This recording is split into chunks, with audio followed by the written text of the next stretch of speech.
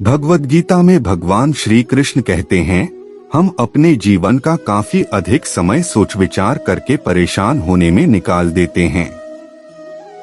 मन का बेचैन होना उसका स्वभाव है।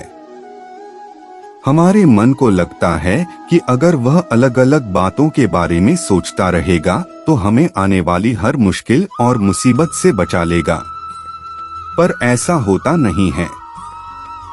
भगवान श्री कृष्ण कहते हैं कि मन का यह स्वभाव बदलना मुश्किल जरूर है, असंभव नहीं।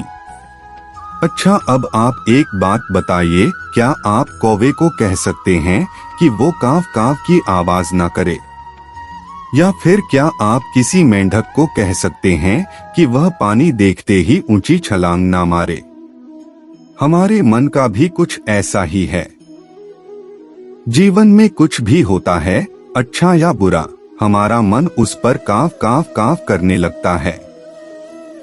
काव काव से मेरा मतलब है चिंता करना, व्याकुल होना। कोई बुरी बात होती भी नहीं है और मन परेशानी की ऊंची ऊंची लपटें लेने लगता है। कभी कभी तो मुझे ऐसा लगता है कि हम में से कई लोग सिर्फ परेशान होने के लिए जीते हैं। सारी परेशानी, पीड़ा, दुविधा अक्सर हमारी मन की बनाई हुई कहानियां होती हैं। भगवान श्री कृष्ण हमें हमारे मन को शांत और स्थिर करने के लिए दो उपाय देते हैं। पहला, ध्यान लगाना या मेडिटेट करना। दूसरा, वैराग्य भाव सीखना। अब ध्यान या मेडिटेशन शब्द सुनते ही आप में से कई लोग कहेंगे कि आप आंख बंद कर सांसें अंदर बाहर नहीं ले सकते। यहाँ हम सब गलती कर बैठते हैं। मेडिटेशन या ध्यान का मतलब सिर्फ आंख बंद कर बैठना नहीं होता। मेडिटेशन का मतलब होता है अपना पूरा ध्यान किसी चीज पर लगाना और उसे हटने नहीं देना। अगर आप रोटी बना रहे हैं तो सिर्फ उस बात पर ध्यान दीजिए। अगर आप पिक्चर देख रहे हैं तो अपना पूरा ध्यान पिक्चर पर लगाएं। यह मत सोचिए कि पिक्चर देखकर आप अपना कितना वक्त बर्बाद कर रहे हैं। जब आप जीवन के हर छोटे बड़े काम को पूरे ध्यान से करते हैं तो आपका जीवन ही एक मेडिटेशन बन जाता है। ऐसे जीवन में शांति, स्थिरता, साहस और सफलता का होना अनिवार्य है। वैराग्य भाव दूसरा उपाय। वैराग्य का अर्थ यह नहीं कि आप सब कुछ छोड़कर जंगल में जाकर बैठ जाएं। वैराग्य का सच्चा अर्थ है कि आप जो काम कर रहे हैं उसका क्या नतीजा या रिजल्ट निकलेगा उसकी चिंता ना करें। जैसे अगर आपने कोई इंटरव्यू दिया, आप यह कर सकते हैं कि पूरे मन से तैयारी करें और अपना बेस्ट देकर आ जाएं। वह नौकरी मिलना या ना मिलना आपके हाथ में नहीं है। इस नतीजे के पीछे अलग अलग चीजें हैं जो आपके बिल्कुल कंट्रोल में नहीं। तो जिस चीज के बारे में आप कुछ कर नहीं सकते उसके बारे में चिंता भी ना करें।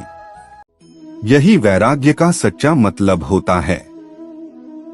और यही है भगवान श्री कृष्ण का दूसरा उपाय मन को चिंता की लपटों से बचाने का। याद रखिए, आप पूरे के पूरे इंसान हैं। समझदारी, संयम और कुशलता से भरे इंसान। आपका मन जब भी कौवे की तरह अलग अलग बातों पर आपको परेशान करने लगे तब अपने मन को भी प्यार से समझाइए और शांत कर लीजिए। बस अपने ऊपर विश्वास रखिए कि आप कभी अपना बुरा नहीं होने देंगे। भगवद गीता में श्री कृष्ण कहते हैं, हमारी सफलता केवल हमारे कर्म पर निर्भर है। जीवन में हमेशा हमें कुछ न कुछ चाहिए ही होता है। यह हमारी प्रकृति है। अब इन सब आशाओं और महत्वाकांक्षाओं को पूरा करने के लिए कर्म तो हमें करने ही पड़ते हैं। अब आप कर्म किस भाव से करते हैं यह आप पर निर्भर है।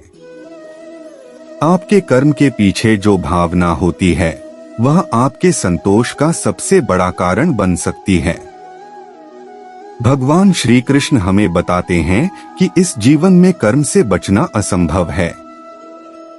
अब कर्म आपके मन को भाने वाले हों या आपके मन को जलाने वाले हों, मनुष्य जीवन की नीति कर्म है। जीवन का आधार कर्म है।